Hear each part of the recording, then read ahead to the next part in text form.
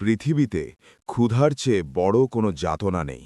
পেটের জ্বালায় যখন একটা অবুঝ প্রাণী হাত বাড়ায়, তখন সমাজ তাকে খাবার দেয় না, দেয় ঘৃণা আর তাড়া। নিজের রক্তের মতো প্রিয় বন্ধুরাও যখন সেই অসহায়ত্ব দেখে অট্টহাসিতে ফেটে পড়ে, তখন বুকটা চিরে যায় অপমানে।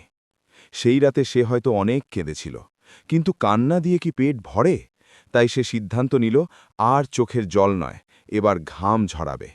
ছোট্ট কাঁধে আলুর সেই বিশাল পাহাড় সমান বস্তাটা আসলে আলুর ছিল না, ওটা ছিল নিজের ভাগ্য বদলানোর এক কঠিন পরীক্ষা।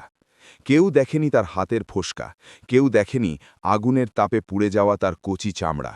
সে শুধু জানত তাকে জিততে হবে। প্রতিটি চিপসের প্যাকেট প্যাকেট করার সময় সে আসলে নিজের হারানো সম্মানটাকেই জোড়া দিচ্ছিল। মানুষের অবহেলাই ছিল তার এগিয়ে যাওয়ার জ্বালানি। আজ সময় বদলেছে।